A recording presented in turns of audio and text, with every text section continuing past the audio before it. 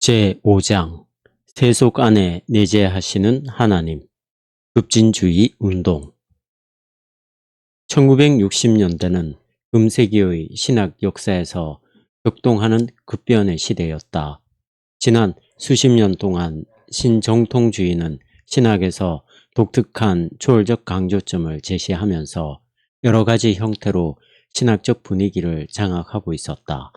그러나 1960년대에 이르자 젊은 신학자들이 하나님의 내재성이 다시 대두될 수 있는 신학적 작업을 위한 새로운 접근 방법 및 새로운 표현을 찾아 나서는 상황이 되면서 신정통주의의 지배적 우세에 대한 도전이 각 방면에서 불거져 나왔다. 신정통주의 신학자들은 19세기 자유주의가 천진난만한 낙관론에 빠져있는 모습을 보고 그것을 근절하고자 나섰다. 그들의 실존주의적 비관론 속에는 과학기술이나 정치와 같은 인간의 노력을 통하여 성취될 수 있는 것이 무엇일까를 묻는 경계의 자세가 포함되어 있었다. 그러나 신학자들 가운데 젊은 세대들은 당시 신학계를 좌우하던 비관론적 분위기에 대하여 반항하고 나섰다. 그들은 인간들의 실험적 노력에 대하여 침울한 마음을 갖기보다는 낙관적이었고 이제 막 그 모습을 드러내고 있던 세속 문화를 축하하며 정치적 활동에 참여하는 것에 대하여 열린 자세를 보였다. 1960년대 초에 이르러 구시대적 접근 방법들에 대한 날카로운 반항과 그것을 뒤엎어야 한다는 주장들이 일게 되자 마틴 마티와 딘 피어맨이 통렬하게 지적한 바대로 신학계의 성상 파괴자들, 귀신 축사자들, 선지자들, 그리고 주문 폭로자들과 같은 이들 때문에 신학적 토의가 마치 무정부 상태를 방불케 되었던 것이다. 이 무정부 상태와 혼란은 자신 신학이라는 현상 속에 가장 분명하게 나타났다. 그러나 1960년대 중반에 이르자 세속 도시 안에서 교회의 역할을 요청한다든지 또는 훗날 희망의 신학이 등장한 사실 등에서 입증되었던 것처럼 어떤 형태로든 질서가 필요하다는 질서에 대한 갈증이 새로이 되살아났다. 진정으로 새로운 신학을 고안해 보려는 매우 다양한 시도들과 타진이 무성했던 것이 사실이지만 이 시대의 신학자들을 전체적으로 볼 때 어떤 공통적인 특성이 발견된다. 그들 가운데 나타나는 가장 명백한 유사점은 교회 중심적인 접근 방식이나 관심사보다는 세상 중심적이었다는 점이다. 1960년대의 사상가들은 세속의 의미와 세속이 갖는 신학에 대한 의미와 씨름하고 있었다. 그 결과 신론이 그들의 사고의 중심이 되었다. 이 같은 사실은 급진적인 신학운동이었던 사신신학운동을 통하여 입증되고 있지만 이 신학운동에만 국한되어 나타난 경향은 아니었다. 또한 그들은 칼 바르트가 그토록 강변하였던 종교 또는 신앙이라는 범주의 의미를 되묻기 시작했다. 1960년대의 이같이 들끓는 분위기를 더 심화시킨 것은 지난 시대의 신학적 거장들인 바르트, 니버, 틸리 등이 퇴장한 것이다. 물론 1960년대가 몇몇 소장 신학자들의 신학자로서의 생애가 시작되었던 때였다 하더라도 바르트, 니버, 틸리 등이 퇴장한 것이다. 그들의 명성이나 위대성에 버금갈 만한 목소리가 아직 울려나오지 않은 상황에서 그들은 무대에서 사라졌던 것이다. 이러한 상황이 벌어지게 된 것은 부분적이지만 2차 세계대전에서 그 원인을 찾을 수 있겠다. 2차 세계대전은 특히 독일을 비롯한 서방 국가들의 학문 활동을 방해했고 교회의 에너지가 본연의 임무에 집중되지 못하게 했던 것이다. 결국 1960년대의 소용돌이 속에서 이렇다 할 만한 위상을 갖는 신학적 정견이 전혀 떠오르지 않았다. 오히려 이 시대를 통하여 우리는 몇 가지 신학적 유행이 머리를 쳐들었다가는 사라져 갔던 것을 보게 된다. 그 신학적 유행은 비록 단명했지만 오늘에 이르도록 지속적인 영향력을 행사하고 있다. 1960년대를 성상 파괴적이고 반전통적이며 도전적일 뿐 아니라 탐험적인 시대로 개괄할 수 있게 하는 신학적 유행들 가운데 몇 가지 시도를 뭉뚱그려서 급진신학이라 부르고 있다. 이 시대의 급진적 신학자들은 신정통주의적 스승들에게서 물려받은 초월성에 대한 강조에 대한 반응으로서 하나님의 내재성을 새로이 추구하는, 다시 말해서 현대 생활의 일과성적인 현실 안에 하나님이 실제로 내재하심을 발견하고자 했다. 1960년대 급진신학의 배후에는 사실 이 신학이 극복하고자 했던 신정통주의가 있다. 그러나 내재성을 새로이 추구했던 이 신학자들은 다른 누구에게서보다도 독일의 제3제국, 신성 로마 제국을 제1제국, 비스마르크 시대를 제2제국으로 부르며 히틀러 지하의 나치 독일을 바로 제3제국이라 부른다. 역주. 독일의 제3제국을 이끌었던 지도자이며 칼 바르트의 지인으로서 종래에는 히틀러 정권에 대한 반대를 이유로 순교했던 디트리히 보네퍼의 유산 속에서 영감을 얻었던 것이다. 그러므로 1960년대 초의 내재성 신학에 대한 이야기는 바로 보네퍼로부터 시작해야겠다. 디트리히 본헤퍼 1906년에서 1945년.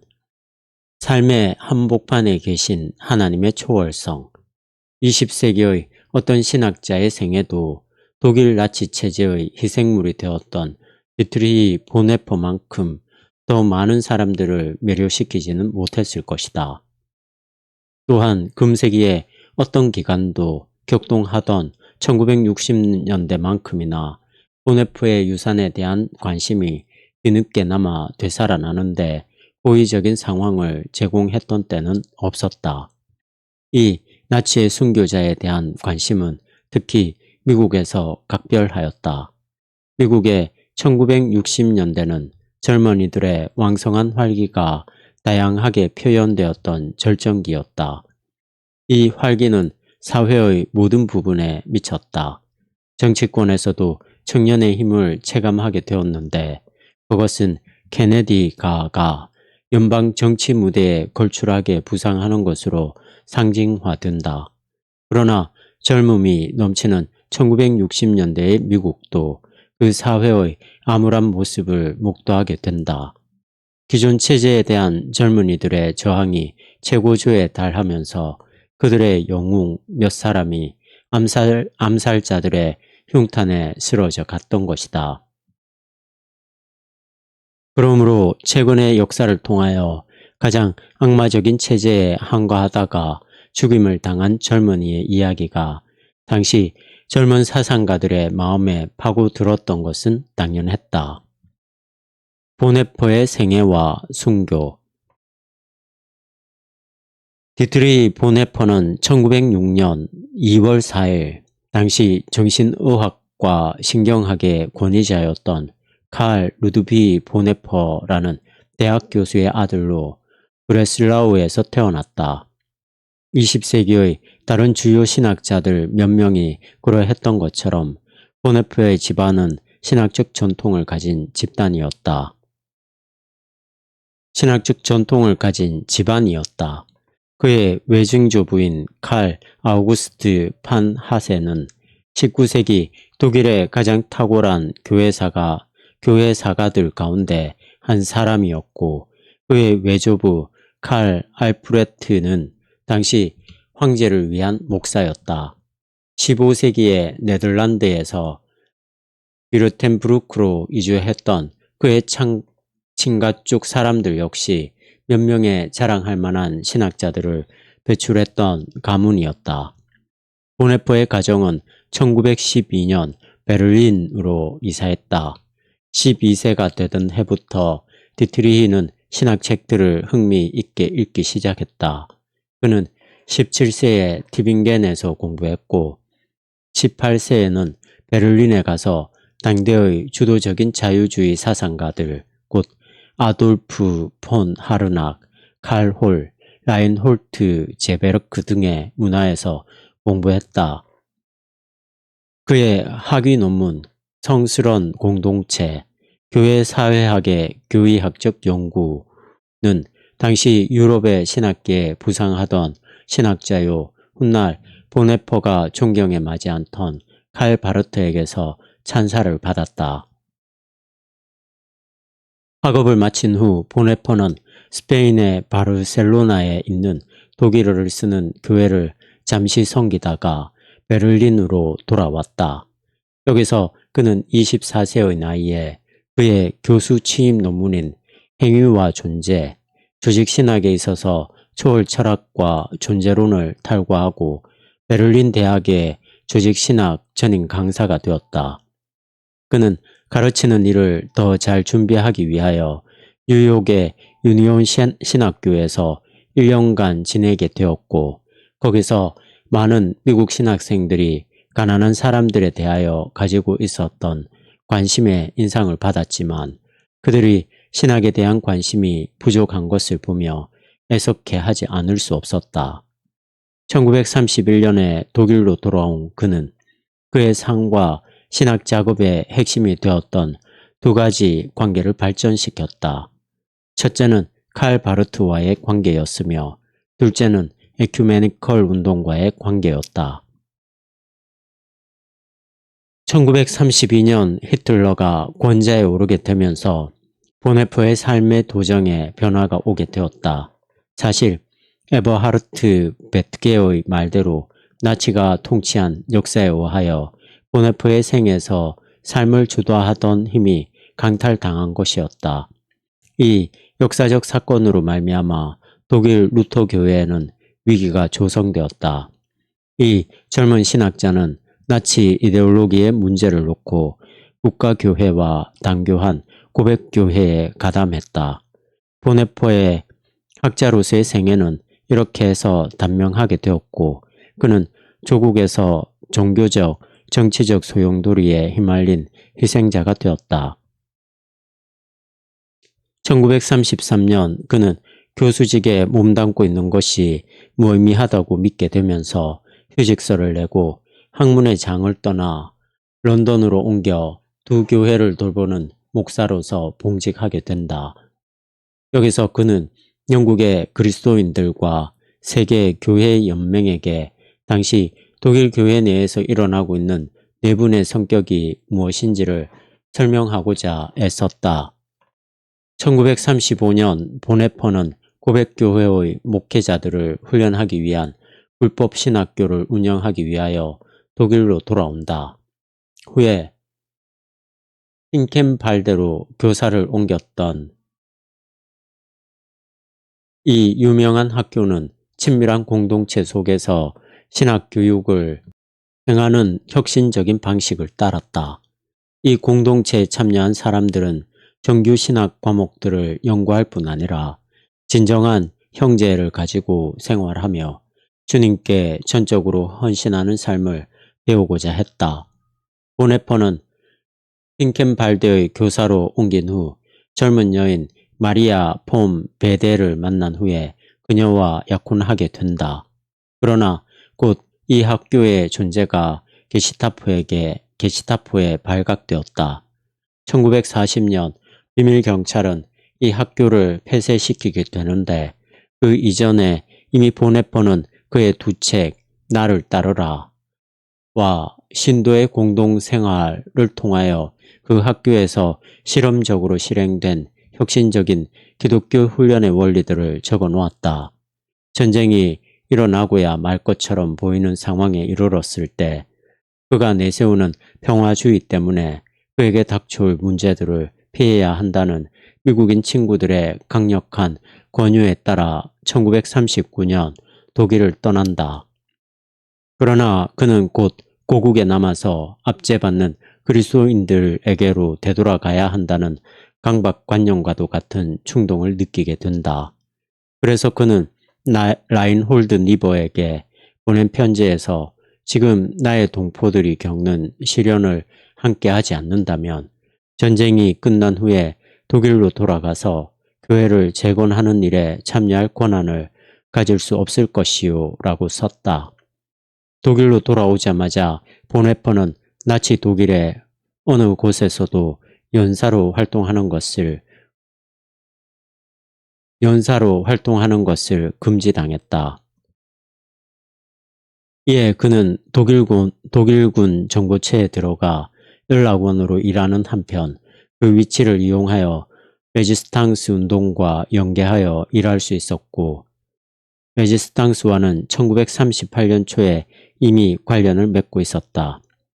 레지스탕스 운동과 연계하여 일할 수 있었고 심지어는 연락원 자격으로 제네바나 영국에까지 여행을 하기도 했다.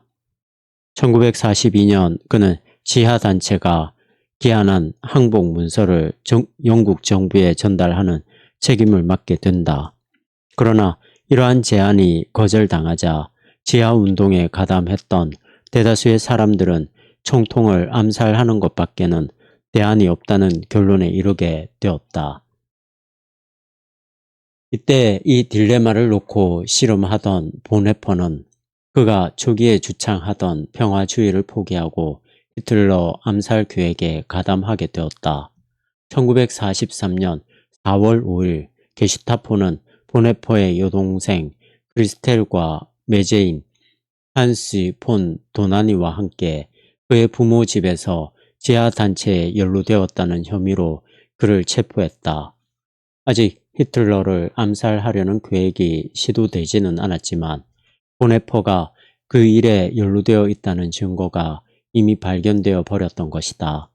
그 후 18개월간 그는 베를린의 테겔군 형무소에 투옥되었고 거기서 훗날 유명해진 옥중 서신을 썼다. 그의 신학자로서의 생애가 그러했듯이 눈앞에 둔 결혼마저 당시 독일에서 일어나고 있었던 사건들의 희생물이 되고 말았다. 체포되기 직전에 그는 마리아와 약혼했다. 약혼녀는 성실하게 옥바라지를 하여 암흑 같은 영어의 생활 중에 있는 그에게 기쁨과 격려의 원천이 되어 주었다. 1944년 9월 게슈타포는 암살 음모에 보네퍼와 그 밖의 사람들이 가담되어 있었다는 것을 확증하는 문서들을 발견했다. 결국 그는 프린츠 알브레히트 가의 게슈타포 형무소로 이송되어 고문을 받았다. 그 후 1945년 2월 보네퍼는 비밀리에 부켄발트로 옮겨졌고 그해 4월 3일 멀리서는 연합군의 포성이 들려오는 가운데 그와 다른 몇 사람의 죄수들은 프로센브루크의 처형장을 가리고 있는 바파리안 숲으로 트럭에 실려 압송되었다. 한동안 그는 쇼엔베르크에 수용되어 있었다. 프로센브루크로 이송하기 위하여 그의 이름이 호명되자 보네퍼는 친구에게 이렇게 단언했다고 한다. 이제 끝났군. 하지만 이것이 나에게는 삶의 시작일세. 4월 8일과 9일 사이의 밤에 군법회의가 열려 그에게 사형이 선고되었다. 그날 아침 일찍이 디트리 보네퍼는 처형되었다. 연합군이 그 수용소를 해방시키기 불과 며칠 전의 일이었다. 죽음을 앞둔 가운데서도 그가 보였던 침착함 때문에 그 수용소 담당 의사는 그에 대하여 이렇게 말했다. 의사로서 지난 50여 년간 일해왔지만 이 사람처럼 하나님의 뜻에 완전히 순복하는 모습으로 죽는 사람을 본 적이 거의 없습니다. 유년기부터 보네포는 신학에 대한 관심을 가졌다. 그러나 종국에 가서 그는 하나님께서 그를 다른 소명으로 부르신 것, 즉 믿음을 지키기 위하여 그의 목숨을 희생시켜야 한다는 것을 발견했던 것이다. 보네포의 삶과 죽음은 기독교 순교자들의 연부에 들어간다고 말한 라이프 홀츠의 결론은 옳다. 중심 되신 그리스도. 보네포는 신학자였으나 전통적인 의미의 조직 신학자는 아니었다. 1930년대와 1940년대에 독일에서 일어났던 비극적인 사건들은 그의 생애뿐만 아니라 신학자로서의 작업을 방해했고 끝내는 단명케 했던 것이다. 그러므로 그의 삶이 그랬던 것처럼 그의 저술들도 단편적이다. 그가 남긴 논저들 가운데 가장 중요한 두 가지는 중심 되신 그리스도와 윤리학인데, 처음 것은 그의 강의를 들었던 학생들의 강의 노트로 재생시킨 것이고, 두 번째 것은 게시타프에게 발각되지 않도록 은폐시켜 두었던 미완의 원고를 재생한 것이다. 결과적으로 하이니 오트가 잘 지적한 것처럼 보네포의 유작은 그것을 전체로 보든 부분적으로 보든 완성된 어떤 것이 아니다.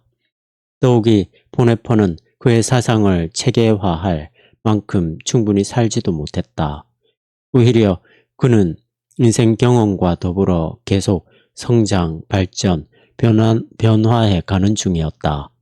그의 사상에 심각한 변화가 있었던 것은 단적으로 보여주는 가장 두드러지는 예는 그의 사상에 심각한 변화가 있었던 것을 단적으로 보여주는 가장 두드러지는 예는 그가 초기에 가졌던 평화주의를 포기하고 그 나라의 총통을 암살하려는 음모에 가담한 일이다. 그의 제자이며 친구인 에버하르트 베트겐은 보네포의 지적 여정을 세 기간으로 나눈다. 베를린 대학에서 교수 생활을 하던 시기, 고백교회에 가입하여 체제와의 갈등을 겪으며 사람들을 가르치던 시기, 그리고 히틀러 체제에 대한 저항기가 그것이다. 제1기의 보네포가 가졌던 주된 관심은 교회를 공동체로 보아야 한다는 것이었다. 중간기에 그의 관심사는 대가를 지불하는 제자도에 대한 것이었다. 그리고 그의 생애를 마감하면서는 세상 안에서의 거룩함에 초점을 맞추었다. 이같이 다양한 신학적 관심들이 그의 글에 나타나고 있지만 그의 사상 전반을 하나로 통일시켜주는 맥락을 제공하는 주제가 있다. 그것은 그의 기독론이다. 오트가 내린 결론대로 기독론은 그의 지적 순례 과정 전 단계에 걸쳐 그가 감행했던 사고의 내적 법칙이었으며 그의 결정적 사상이었다. 그의 전 생애를 통하여 보네포는 예수 그리스도는 누구인가? 라는 질문과 씨름했다. 이 핵심적이고도 기독론적인 질문이 형성된 과정을 아는 것은 이 독일 신학자의 사상을 이해하는 데 매우 중요하다. 보네포는 예수 그리스도의 현존에 대하여 논란을 삼은 적은 한 번도 없었다. 그가 살았던 여러 가지 다양한 상황들 속에서 그리스도의 현존을 느꼈기 때문이다. 그러나 그가 지내왔던 순례 여정의 다양한 단계들마다에서 그는 그리스도의 현존과 실제의 초점들이 달라지는 것을 놓고 씨름했다. 예를 들어 그가 학자로서 출발했던 초기에는 그리스도의 현존을 공동체로 이해한 교회 안에서 발견했기 때문에 교회론적 초점을 발전시켰다. 이러한 논지는 보네포가 그리스도인으로서의 삶은 그리스도의 메시아적 고난에 참여하는 것이라고 반복하여 강조한 그의 초기적 강조점에 기초를 이루었다. 교회 안에 계시는 그리스도의 현존이라는 주제는 그의 생애가 마감될 무렵 후학들을 위한 그의 신학적 유산이 되어버린 또 하나의 주제와 연결된다. 옥중 서신이 보여주듯이 히틀러 체제의 포로가 되어버린 몸이었지만 그는 이 세상 안에 계시는 그리스도의 현존이라는 문제를 놓고 치열한 씨름을 했던 것이다. 자유주의와의 결별. 보네퍼는 여러 신학자들의 영향을 받았다. 그러나 그는 칼 바르트에게서 가장 친밀한 연대감을 느꼈다. 케네스 해밀턴은 이러한 신학적 관계의 깊이를 다소 과장한 감이 있지만 적절하게 표현하고 있다. 그의 신학이라는 방을 여는 열쇠가 하나 있다면 그것은 그의 생애 단계마다 그가 현존하는 어떤 다른 신학자들보다도 바르트를 염두에 두고 그의 개념들을 의식적으로 형성시켜 나갔다고 하는 인식 바로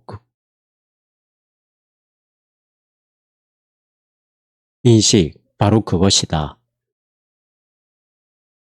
바르트와 마찬가지로 보네퍼는 그에게 신학을 가르쳤던 스승들의 자유주의와 결연히 단절하고자 했다. 특히 그는 종교적 선험이라는 개념을 배척했다. 이 개념은 슐라이어마흐 신학으로부터 유래한 것으로 그의 스승 라인홀트 제베르크를 거쳐서 그에게 전수된 것이었다. 자유주의는 하나님과 인간 사이에 하나의 접촉점이 있다는 사상을 개진시키기 위하여 인간 안에 무한자를 감지할 수 있는 내적 능력이 있다는 것을 가정하고 자연신학을 수립했다. 바르트와 마찬가지로 보네퍼는 하나님의 계시는 예수 그리스도만을 통하여 그분 안에서만 주어진다고 믿었고 이 하나님의 자기 계시, 즉 기독론이 신학과 윤리학의 핵심이라고 믿었다.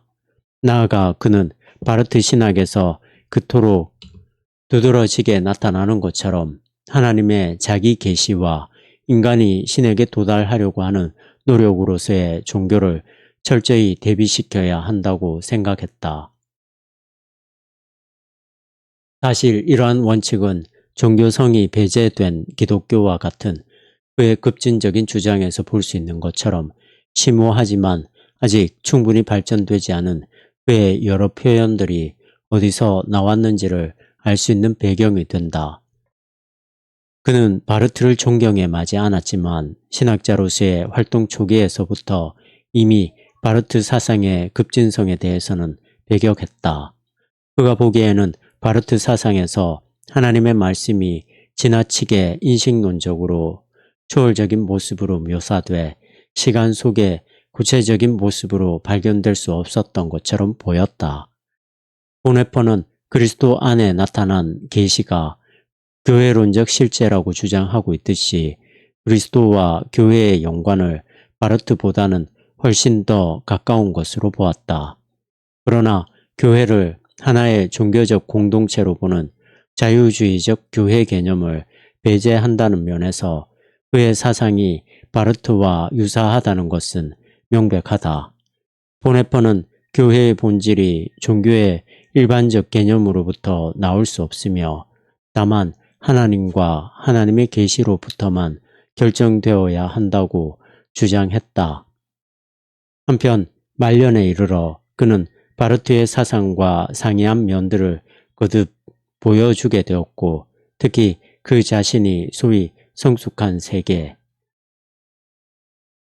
세계와 또 그 성숙한 세계 안에 계시는 그리스도의 현존이라는 문제와 한층 더 의식적으로 씨름하면서 바르트의 사상으로부터 더욱더 멀어져 갔다. 현대성과의 씨름. 그러나 보네퍼는 기독론적 교회론이나 자유주의적 유산에 대한 배척보다도 현대성과의 씨름을 통하여 오늘에까지 그 영향을 미치는 신학적 유업을 남겼다.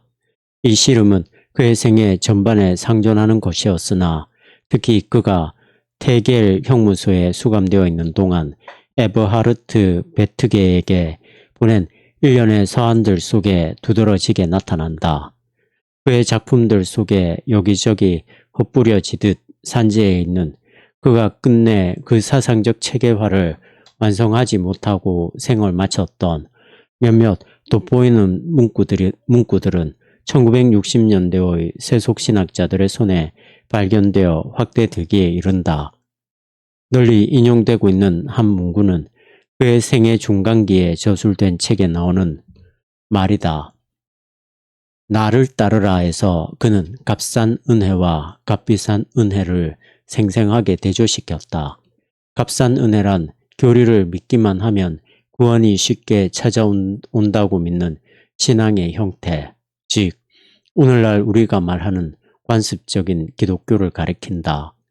보네포의 말을 빌린다면 값싼 은혜는 회개를 요구하지 않고 용서를 전하는 것이며 교회에 훈련 없이 세례를 주고 신앙 고백 없이 성찬을 행하며 통야함이 없는데도 사죄를 선언하는 것이다. 반면 값비싼 은혜는 구원이 값진 것임을 선언한다. 이것은 하나님에게 그의 아들을 대가로 요구했고 동시에 우리에게 제자로 사는 삶, 즉 순종을 요구한다. 본헤퍼에 따르면 루터는 수도원으로부터 세상으로 돌아오면서 비로소 값비싼 은혜가 무엇인가를 발견했다고 한다. 예수를 따르는 유일한 길은 이 세상 속에서 사는 것임을 깨달았기 때문이다. 예수를 따라 세상으로 나간다는 이 명제는 보네포가 옥중에서 가진 사색의 중심 주제가 되었다.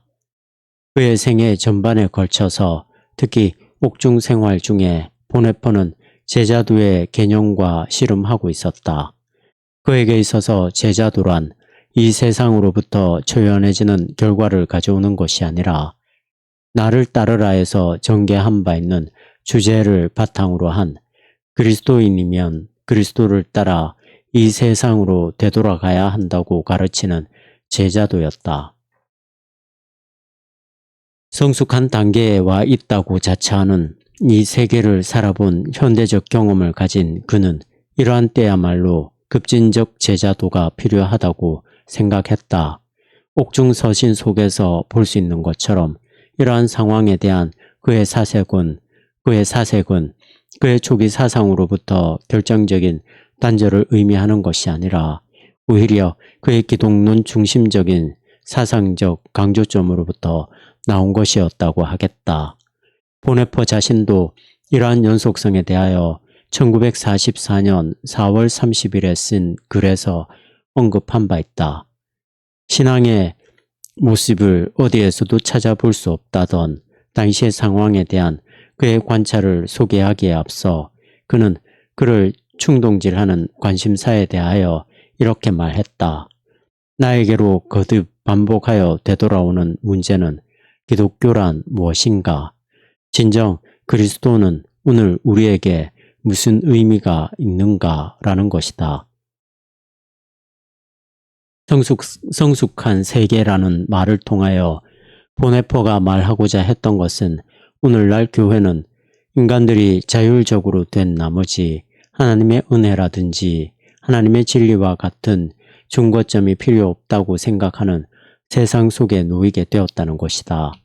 성숙한 세계의 사람들은 그것이 과학이든 전반적인 인간사든지 하나님을 더 이상 하나의 작업 가설로서 필요로 하지 않는다. 심지어는 신앙에서도 이 같은 경향이 점증함을 보게 된다. 사실 하나님에 대한 이전의 견해가 틀린 것이라고 보네포는 주장했다. 여기서 이전의 견해란 여백을 메우기 위한 하나님, 즉 다른 방법으로 설명될 수 없는 것들에 대한 책임적 존재로서 끌어들여진 신개념을 말한다. 과거에는 인간 지식의 불완전성을 얼버무릴 대체물로서 신이 이용되었다. 하나님이라는 말 또는 개념의 이러한 그릇된 사용은 과학 분야에서만 그랬던 것이 아니라 인간의 죄책이나 고통, 죽음 등의 문제에 이르기까지 인간이 가지고 있는 여러 문제에 폭넓게 적용되었다. 과학이 진보하기에 이르자 신학자들은 이제 하나님을 삶의 문제들에 대한 답이라고 선포했던 것이며, 이러한 과정이 그 한계에 이르자 하나님은 오히려 삶의 대부분의 영역으로부터 밀려나게 되었고, 기독교 신학은 그 관심사를 개인의 내면 세계의 문제로 돌려서 이 세상에서 밀려난 하나님이 적어도 인간의 내면 세계에서만은 하나님으로 계신다고 말하려는 시도를 꾀하게 되었다. 보네포의 관심은 당시의 상황, 즉 성숙한 세계가 함축하는 바에 대한 것이었다. 다시 말해서 그는 그러한 상황에서 교회와 기독교의 선포는 어떠해야 하는가에 관심을 가지고 있었다. 그는 신앙 없는 세계에 존재하는 교회의 존재 의의는 무엇인가? 신앙을 배제한 가운데서 우리는 하나님에 대하여 어떻게 말할 것인가? 현세적 영향을 배제한 형이상학이라든지 내면성 등과 관련된 명제들을 어떻게 말할 것인가? 라고 물었다. 그의 이러한 관심은 당시의 신학자들이 세계의 성숙성에 대하여 이렇다 할 도움될 만한 대안들을 제시해 주지 못하자 한층 더 높아지게 되었다. 사실 보네포가 보기에 당시에 무르익어 가는 세계의 성숙도에 기독교의 메시지를 맞춰보려는 여러 가지 시도들이 있었지만 하나같이 공통된 문제를 내보이고 있었다. 이 모든 시도들은 각 개인의 연약함과 추악함이 덜추어 보여진 후에야 비로소 죄인으로 불려질 수 있다는 전제로부터 출발하고 있었던 것이다. 그러한 접근법은 하나님을 대언하는 사람들이 말씀을 듣는 개인들에게 그들은 문제와 부족함 그리고 갈등에 찌들려 있다고 지적해 주어야 할 필요를 전제한다. 그러나 보네포는 그러한 전제가 곧 세계의 성숙성을 부인하는 것이기 때문에 그 전략이 자승자박하는 결과를 가져온다고 보았다. 보네포는 기독교가 그러한 유의 모든 접근 방법들을 포기하고 말씀 증거의 방법을 일신해야 한다고 주장했다. 그러한 방법으로는 성숙한 이 세계를 더 이상 복음으로 공략할 수 없다는 것이다. 그러한 공격 방법은 본질에서 빗나갔을 뿐 아니라 비열하며 비기독교적이기 때문이라는 것이다. 그리스도인들이 섣부른 변론이나 변증에 나서기보다는 소위 성숙한 이 세계를 복음에 기초하여 그리스도의 빛 아래에서 이해하되 이 세계가 스스로 이해하고 있는 것보다 훨씬 더 철저하게 이 세계를 이해해야 할 것을 요구했다. 자율적인 세계라고는 하지만 이 세계가 기독교적 신앙과의 관련성 속에서 자신을 인식하지 않고서는 진정한 자기 이해를 할 수 없기 때문이다. 우리는 새 속에 흠뻑 젖어 있는 인간의 약점을 덜추어 내기보다는 오히려 그가 가장 강하다고 생각하는 그 모습으로 하나님과 대면하게 해야 한다. 종교성이 배제된 기독교. 이러한 목적에서 보네포는 종교성이 배제된 기독교를 주장했다. 이러한 문구를 사용하는 의도는 이미 그가 초기에 배척한 바 있는 거짓 종교가 난무하는 상황에서 그가 이해한 진정한 기독교 신앙을 제시하고자 함이었다. 그가 비판했던 종교란 모든 인간들은 종교성을 타고났다고 하는 가정으로부터 시작하는 일종의 변증학에 기초한 신앙을 말한다. 또 그는 바르트와 마찬가지로 사변적인 형이상학에 머무르고 마는 종류의 신앙을 공격했다. 왜냐하면 그것은 인간이 하나님을 찾아 나서는 인간적 추구에 불과한 것이기 때문이다. 그는 또한 신앙을 소위 영적인 영역에만 제한시키거나 피한적 편향성만을 가지고 있는 신앙의 사물화를 배척했다. 그러한 접근 방법은 신앙을 마술적으로 전락시켜서 하나님이 마치 인간의 변덕스러운 욕구에 따라서 행동하는 것처럼 만들어 버렸던 것이다. 보네퍼가 배척했던 신앙의 유형 중 마지막 것은 하나님을 인간의 필요에 의하여 부과된 한 개인의 삶의 완성이라고 소개하는 태도였다. 보네퍼에 의하면 성숙한 세계라는 상황은 이제 성경적 용어들의 비종교적 해석을 요구한다는 것이다. 그는 교회 안에 넓게 퍼져 있는 신학적 개념의 오류들이 일소되고 하나님을 우리 삶의 한복판에 계신 초월자로 보는 이해가 자리 잡아야 한다고 주장했다. 그에 의하면 우리는 우리가 모르는 것 가운데서 하나님을 찾으려 하기보다는 우리가 알고 있는 것 안에서 하나님을 찾아야 한다는 것이다. 더욱이 성숙한 현대세계에서 우리는 연약해지시고 무력해지신 하나님을, 즉 자기 자신을 이 세상에서 밀어낸 자들을 용납하시고 기꺼이 십자가에 달리신 분으로 보아야 한다는 것이다.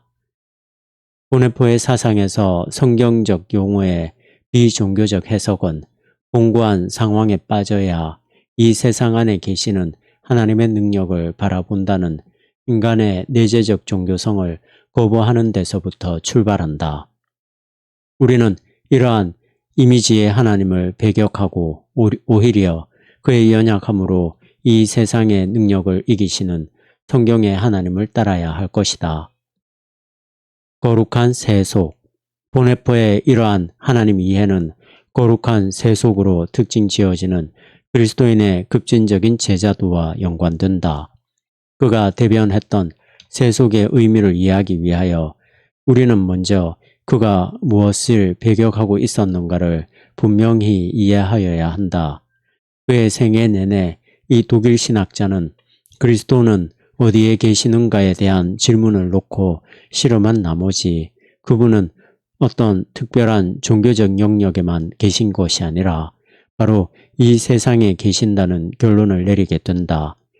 기독교적 세속을 부러지졌던 것은 이러한 기독론적 공식을 제자로서 사는 삶에 적용하기 위함이었다. 그리스도인들이 맡게 되는 주된 시험은 이 세상으로부터 빠져나와서 경건한 용지로 숨어 들어가 종교적인 개인의 내면 세계를 구축하고자 하거나 종교를 삶의 다른 여러 국면이나 활동 중의 하나로만 보려는 유혹이라고 보았다. 복음은 이러한 의미에서 종교적이 될 것을 요청하는 부름이 아니라고 보네퍼는 설파했다. 따라서 그는 사람들을 인간의 수준 이상으로 한 단계 높여줄 것처럼 말하는 소위 초월 내지는 초연의 경건을 추구해야 한다는 일말의 제안도 배격했다. 그는 그리스도인 됨이란 금욕주의를 키워나가는 것이 아니라고 일축했다. 그리스도인 됨이란 오히려 이 세상에서의 삶에 참여하는 것을 의미하며 이 세상에서 하나님을 섬기는 것이지 어떤 고립되고 보호막으로 둘러싸인 기독교적 영지나 몸이 건조한 종교적 성소에 숨어서 하나님을 섬기는 것이 아니라는 것이다. 그는 교회가 마을의 한가운데 서야 하며 그리스도인의 삶은 이 세상에서 사는 삶이어야 한다고 주장했다. 그는 이러한 부름이 피안의 세계에 펼쳐질 더 나은 세계로 나아가기 위해 현실 도피의 모습을 취하지 않는 기독교적 소망의 본질에 기초한 것으로서 이 부름은 신자들을 이 땅에서 살도록 세상으로 되돌려 보내어 오히려 전혀 새로운 모습으로 살게 한다고 했다. 우리는 이 세상의 구석구석에 스며들도록 이 세상의 잔을 마셔야 한다. 그렇게 할 때에만 십자가에 달리시고 부활하신 주께서 우리와 함께 하실 것이기 때문이다.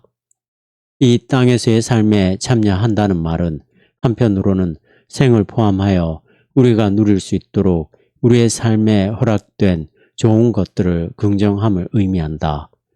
나는 우리에게 허락된 삶 속에서 또한 하나님이 우리에게 내려주신 복 속에서 하나님을 사랑해야 한다고 확신한다. 만일 하나님이 우리에게 분에 넘치는 복을 기쁨으로 베풀어 주시려 한다면 우리가 하나님보다 더 경건해져서 그러한 복을 사양할 필요는 없는 것이다. 그렇게 되면 그것은 우리의 오만함으로 하나님의 복을 욕되게 하는 것이기 때문이다 라고 보네퍼는 쓰고 있다. 다른 한편으로 보면 그리스도인으로서의 이러한 참여란 이 세상에 살면서 하나님의 고통에 참여함을 의미한다. 앞에서 말한 첫 번째 의미보다는 이 개념이 보네퍼의 사상에 정점을 이루고 있다. 그에 따르면 성숙한 세계에 사는 그리스도인은 이 세계의 역사에 대하여 전적인 책임이 있음을 받아들여야 한다. 무엇보다도 하나님의 고난에 참여한다는 것은 진정한 제자로 산다는 것을 의미하며 다른 사람들을 위하여 살았던 이의 발자취를 따라가는 삶을 사는 것이기 때문에 이 세상에서 섬기며 살다가 위태해질 수 있음을 의미하는 것이다. 왜냐하면 교회는 이 세상의 사람들을 위하여 존재할 때에 비로소 그 본연의 모습이 드러나기 때문이다. 그러므로 그리스도인은 성자이기보다는 진정한 인간이기를 갈망하는 것이다. 이에 대하여 보네퍼는 그의 통렬한 언어로 이렇게 말한다. 한 사람이 신앙이 무엇인가를 배우는 때는 이 세상에서 철저히 살아가고 있을 때이다. 그는 자신을 어떤 종교적 존재, 가령 성자라든가 회심한 죄인, 제사장 같은 투로 소위 성직자라고 하든가 의인, 불의한 자, 병든 자, 건강한 자와 같은 이름으로 부르려는 여한 시도도 배격해야 한다. 종교적 노후를 벗어버리는 바로 이것, 즉 자기에게 주어진 삶을 태연히 살아가는 것이 내가 말하는 바 세속 또는 세상적으로 됨의 의미이다. 바로 이러한 삶 속에서 우리는 우리의 삶을 철저히 하나님의 품으로 내던져 이 세상에서 그의 고통에 함께 참여해야 하는 것이다. 그러나 보네퍼가 제시했던 급진적 제자도가 보존적인 기독교의 경건을 완전히 뒤엎는 것은 아니었다. 세상 속에 사는 그리스도인이 된다고 해서 부도덕하거나 욕망에 탐닉하는 삶을 마음대로 살라는 것이 아니다. 그보다는 오히려 이 세상에서 하나님의 고통에 참여하기 위하여 자기 자신의 한계를 넘어갈 것을 요구하는 것이다. 그러므로 그렇게 살려고 하면 결국 하나님의 임재에 밀착된 삶, 즉 보네퍼가 매우 좋은 표현이라고 생각했던 바울의 문구대로 그리스도 안에서 살지 않으면 안 된다. 이렇게 살 때에만 신자는 삶 속에서 직면하게 되는 갖가지 도전에 맞설 만큼 강해질 수 있다. 이렇듯 윤리적인 삶과 신명을 다해 사는 삶이 하나로 모아지는 것에 관하여 보네퍼는 그리스도는 인간을 선하게 할 뿐 아니라 또한 강하게도 하신다고 말했다. 궁극자와 제2의 궁극자.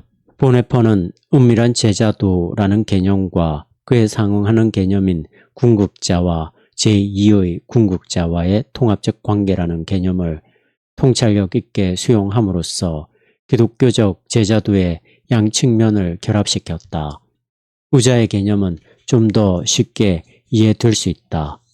보네퍼는 영원한 실제와 현재의 세계 사이에 긴밀한 연관관계가 있다고 보았다. 이러한 관계를 이해한다면 그리스도인은 현재의 세계, 즉 제2의 궁극자를 완전히 배격하거나 또는 그 반대로 전폭적으로 인정하는 이중적 실수를 피할 수 있다. 그리스도인은 제2의 궁극적 세계에 전적으로 속한 자들처럼 살아야 한다. 그러나 그러한 가운데서도 항상 그리스도가 이 세상의 주인이라는 점을 명심하고 매일의 삶 속에서 하나님의 역사하심을 드러내 보여야 한다. 궁극의 세계는 제2의 궁극적 세계에 의미를 부여한다. 그러므로 보네퍼는 그리스도인들로 하여금 궁극적 실제, 즉 하나님과 신자의 삶에 정당성을 부여하시는 하나님의 의도를 바라보며 이 세상에서의 삶에 참여할 것을 호소했다. 이렇게 할 때 이 세상을 사는 그리스도인의 삶은 그리스도가 이 세상과 만나는 만남에 참여하는 것이 된다. 여기서 이렇게라 함은 그리스도 안에서 하나님이라는 실제가 세상이라는 실제와 만남을 의미한다. 은밀한 제자도. 보네퍼가 충분히 발전시키지 못했던 은밀한 제자도라는 말은 더욱 이해하기 어려운 개념이다. 고대 교회에서 은밀한 제자도란 기독교 신앙의 어떤 심층적 내용들을 외부인들에게는 알리지 말도록 세례자에게 내려졌던 금령이었다. 보네퍼는 그의 옥중서신에서 이러한 제재가 당시의 상황에 걸맞지 않느냐며 그것을 적용할 것을 호소했다. 옥중서신에 나오는 이러한 개념들의 근거가 될 만한 것들은 보네퍼의 초기 저술에서 발견된다. 그는 나를 따르라에서 마태복음 6장을 설명하면서 이 세상에서 그리스도의 제자로 살기 위해서는 은둔성이 있어야 한다고 제안했다. 그리스도인들은 이 세상에서 자신들을 유독 의식할 필요도 없고 또 다른 사람들 앞에서 스스로를 전시하려고 해서도 안 될 것이다.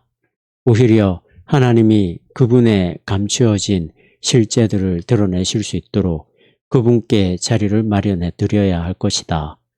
그렇다면 은밀한 제자도란 신자가 하나님을 의지하고 하나님이 그들의 삶 속에서 의를 이루시도록 하는, 즉 신자가 주께 연결됨으로 연명되는 이 세상에서 그의 제자로서의 삶을 가리키는 것이리라. 보네퍼는 핑켄발대에 있는 신앙 공동체의 집단적인 경건 생활을 통하여 은밀한 제자도를 추구하고자 했으며 그것은 그의 세상 참여의 지지 근거제가 되었다. 그의 후기 저술을 보면 보네퍼는 이 은밀한 제자도가 개인의 경건이나 공동체적 경건 이상의 의미를 함축하고 있음을 발견한 것 같다. 사실 일찍이 명시된 바 그 원리는 궁극자와 제2의 궁극자 사이에 중대한 관계를 설명하는데 유효한 것 같다. 그리스도인은 제2의 궁극적 세계에 살면서 다른 사람들에게 봉사하는 삶을 사는 것이다. 그러나 그들이 다른 사람들을 사랑할 수 있는 능력은 그들 가운데 역사하시는 하나님의 은혜에 기인한다. 그들은 그들에게 있는 양선이 어떤 교리를 따른다든지 어떤 특정한 형태의 경건을 행하기 때문에 나타나는 것이라고 공언하지 않는다. 만약 그렇게 말한다면 그것은 그들의 신앙적 기초를 하나님으로부터 종교로 옮겨버리는 것이 될 것이다. 은밀한 제자도의 목표는 이 세상에서 성김의 삶을 사는 그리스도인들로 올바른 자세를 견지케 하는 것이다. 은밀한 제자도를 말할 때 가장 문제시 되기도 하고 동시에 가장 큰 영향력을 나타내는 측면은 성숙된 세계라는 맥락에서 교회의 선포와 신학에 대하여 가지는 이것의 의미이다. 보네퍼는 결론 내리기를 하나님에 대한 토의가 그 의미를 잃어버린 현대의 상황 속에서 전통적인 교회적 언어가 침묵하게 되면 오히려 그리스도인의 담론은 교회에 대하여 후계자로 남아있는 바깥 사람들을 위한 기도와 봉사를 통하여 거듭날 수 있다고 했다. 이런 식으로 그는 낡은 구시대적 사상의 범주를 더 이상 이해하지 못하는 세계에서 전통적일 뿐이어서 이 세상에 동화되지 못하는 신학을 공표하는 당대의 기독교계에 적절한 제재의 틀을 제공하는 은밀한 제자도를 재구축해야 한다고 제안했다. 보네퍼는 전통적인 설교의 가치를 긍정하면서도 기독교 신앙의 신비가 오염되는 것은 막아보려고 했던 것이다. 초월성. 신정통주의 신학자들처럼 보네퍼는 내재성을 강조하는 자유주의 신학에 맞서서 하나님의 초월성을 확립하고자 했다. 그러나 그가 이해한 초월성이란 초기 바르트에게 두드러졌던 특징인 인간 세계에 돌입해 들어오는 말씀과 다른 것이었고, 또 전통적인 정통주의에서 나타나는 바 이 세상의 능력으로 오시는 전능하신 하나님을 강조하는 것과도 다른 것이었다. 그에게 있어서 초월하시는 하나님이란 이 세상 가운데 계시지만 이 세상 너머에 계시는 이 제2의 궁극적 세계에 의미를 부여하는 궁극자의 실제, 신자나 교회로 하여금 그들이 이 세상에 존재하는 사명을 감당할 수 있도록 지탱해 주는 은밀한 제자도로 나타나는 그분의 임재이다. 그는 저술할 계획은 가지고 있었으나 실제로 쓰지는 못했던 책을 통하여 이러한 그 나름의 이해를 전개해 보리라 계획했었다.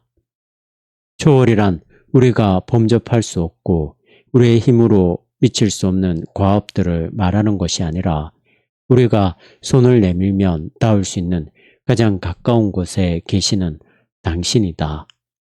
다른 어떤 종교들에서처럼 동물의 모습이나 어떤 추상적인 형태의 절대적이고 형이상학적이며 무한한 등등의 모습도 아니고 또는 히랍 신화의 자율적 인간의 상징인 신인도 아니다. 그는 인간의 모습으로 오신 하나님이며 다른 사람들을 위하여 존재하는 인간, 즉 십자가에 달리신 분이다. 불행히도 보네퍼는 이러한 주제들을 더 확장시키고 체계화하며 달을 붙이지 못하고 생을 마감했다. 하지만 그 주제들을 그의 삶과 죽음을 통하여 체현함으로써 훗날 그가 남겼을 만한 어떠한 논문보다 더 심오하고 더 실감나는 신학적 방향성의 실현을 제시하고 갔다. 이 세상 속에서 하나님의 고난에 진정으로 참여하는 급진적 제자도의 삶이라는 과업을 완수하기 위하여 생명을 희생한 보네퍼는 후학들에게 그가 세운 기초 위에 조직신학적 구조물을 세우는 과업을 유업으로 남겨준 것이다. 이 독일의 순교자에게서 영감을 얻은 1960년대의 급진적 세속신학자들의 작품을 보면 그와 같은 건설적 시도가 몇 차례 이루어진 것을 볼 수 있다.